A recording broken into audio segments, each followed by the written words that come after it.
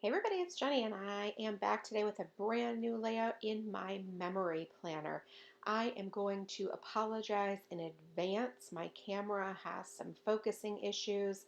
This shouldn't be an issue, but it is, and next time I will be trying some different things. So your patience is very appreciated, and just know I find it irritating myself, so you're not alone if you find it irritating.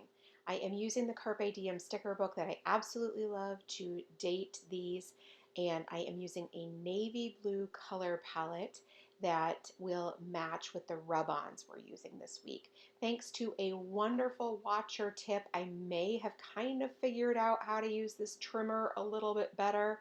I mean, when I actually follow the tip, my attention span can be kind of short, so sometimes I kind of forget when I get a little distracted. But the rest of the time, the tip worked perfectly, which was to hold down that little plastic shield, and then voila, it works. And she was totally right. So thrilled. Thank you so much for sharing that with me. I think I'm going to love this trimmer now. I actually know how to make it work. Again, I don't even know what to say about that, except for that I'd never used a guillotine trimmer before. So I'm going to claim ignorance on that, okay? All right, so I have cut apart all my photos. I use a app called Pick Frame to create the collages on a 4x6-ish size photo. I use the Canon selfie printer to print those prints. This works for me because convenience is paramount for me.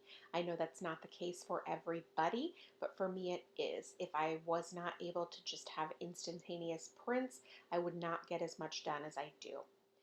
I am laying out the photos in regards to the days that they happened. I like to make the layout pleasing to the eye, so I arrange them in a way that I think will work well in terms of where I can place my activities, my journaling, and the embellishments that I'm going to use in accordance to the photos. You can see I did not have photos for Thursday, so that's lovely. These are the rub-ons that I'm going to use. They're from 49 in Market. They are a really neutral color palette, but they do include blues as well, which I'm really excited about because, as usual, I have a lot of pool photos to share, and so they are going to match wonderfully. Now I'm going to use several of these sheets, but I'm going to focus on mostly the word sheet, the splatter sheet, and then I will use a couple from this sheet as well. I won't probably be using the butterflies because I don't know how many of you know this about me, but I don't like butterflies. I'm actually a little bit afraid of butterflies, and so I don't typically use them. Occasionally you'll see them, but not very often. All right, so rub-ons, I am using them using the little stick that's included. I trim them out of the sheet. If you're not very familiar with rub-ons and maybe you weren't using them in the earlier part of this century, they don't always, how do I say this? I cut them out of the sheet that I'm using. Cut out the one part that I want to use. So yes, you can just rub the little image that you want to, but sometimes some of other areas of the transfer will rub off as well. And then you're like, oh my God, I didn't want this random rogue little piece over here. And it's fine. You can use an adhesive eraser or undo to get that off. No problem. But maybe you wanted to use that piece somewhere else and now you can't. So I simply just cut them out of the backing sheet. That alleviates that problem altogether. And it makes it so that, yes, no, that sheet's not as pretty now because you have little cutout parts or whatever, but I find that it's the best way to maintain the integrity of the overall sheet and then your design as well. I am layering 3 different images together, and I love this about rub-ons because layer away. You've got that background, you've got that happy thought, and then you've got that little leaf, and they just go together so well. It's so cute. I absolutely love it. And there's no problems. The rub-ons just keep on going. They don't care. They'll rub on top of whatever. They go on your photo. They go on top of each other. They go directly on the paper, whatever. All right, so now I'm going to create my second cluster, and I'm using this big blue splatter, if you will, and it's perfect because you see that photo of my dog jumping in the pool, and it's just like a splash mark, so it coordinates so well. And I love it because the overall feeling is really neutral. Like, this isn't a crazy turquoise blue splash. Nope, it's a very neutral blue, but it just goes really well. Now, I also wanted to incorporate the leaf because I felt like it would give this cluster some height. And no, the leaf actually has very little to do with the photo, although there are some trees slash plants in the photo, so there is some correspondence there. But I wasn't looking for it to be matchy-matchy. I just wanted it to all feel cohesive. And I feel like in the end, you'll see that it does feel cohesive and it does go together really well. So that's the overarching theme here, is that I just want it to all feel cohesive. And it does in the end.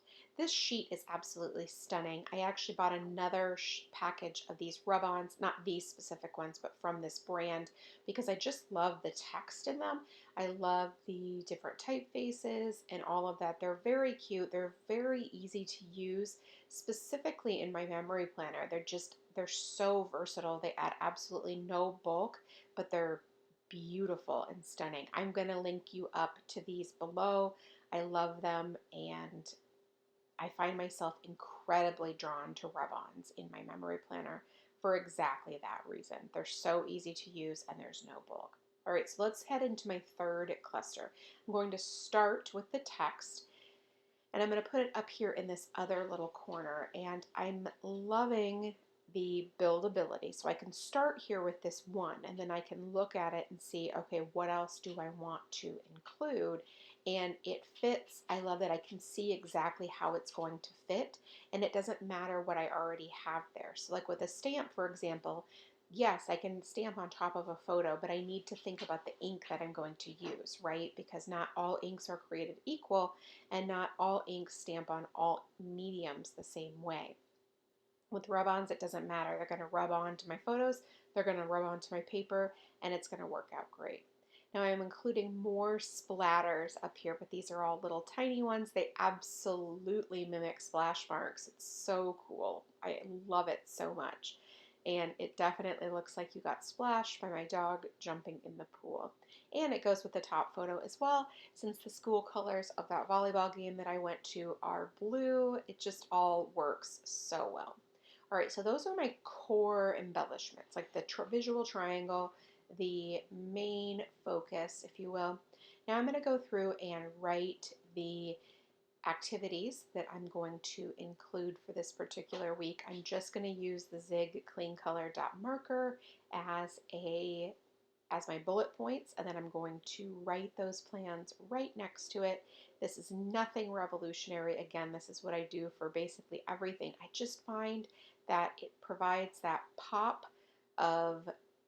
to really bring your brain in, but then it also keeps it incredibly simple and incredibly neutral, because I don't want this to necessarily be the focus. I want the overall focus to be that it's beautiful and cohesive, but I do want this information included. To me and for me and the way that I memory plan, these are important parts of how I do it.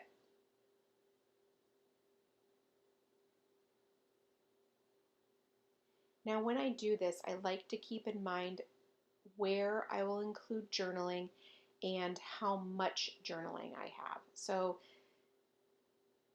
were there a lot of stories that I want to break out about this week? So there's a photo of a baseball game. I want to talk about that. I want to talk about my husband going to Las Vegas. I want to talk about things like that. So I'm using a stamp from my stash right here, which is about Las Vegas. So I'm going to stamp that right there, and then I can use that in terms or in correlation of my husband's trip to Las Vegas. And so I'm going to stamp that right there and then write about my husband's trip. And then down below, I will also write about flight information for picking up my cousin from the airport. So I'll include that right there. So when I do these things though, when I write these plans, so about my husband going to Las Vegas, about my airport trip, I'm mindful about where I place those. because I know that I want to add journaling about those things. So I need to leave that space. So I can't just willy-nilly throw those things down on the page. Now these are the mild liners that are sold in the Cocoa Daisy store. This is a very specific package that was put together by Zebra specifically for Cocoa Daisy. They're not exclusive colors, it's just an exclusive package that you can only get at Cocoa Daisy. They're all very neutral colors and I love them. They are amazing. I will link them up for you in the comments below or in the description below.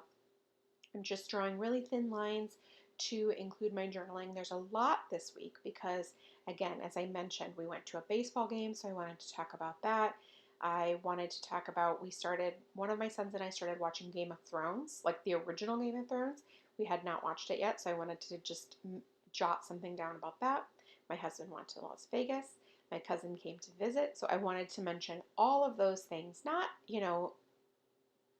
chapters about that, but just a little bit of journaling about those things. So I'm adding lines so I can write a little bit about those things, and I love it. Now, the thing I was recently on Jennifer Wilson's Simple Scrappers podcast, and I talked a lot about memory planning. And the thing about memory planning that I love so much is that it really talks, or memory planning to me really shows the way that we live, the how that we live. It's not just documenting about the birthday parties, the new cars, the vacations, those things, which those things are all wonderful. I memory keep about those things for sure. And those things go in my memory planner. But I also talk about that my son made French toast waffles. You see that right there. How my dog jumps in the pool. Fantasy football drafts, things like that. I want to talk about the way that we actually live. Going to see my friend's daughter play volleyball.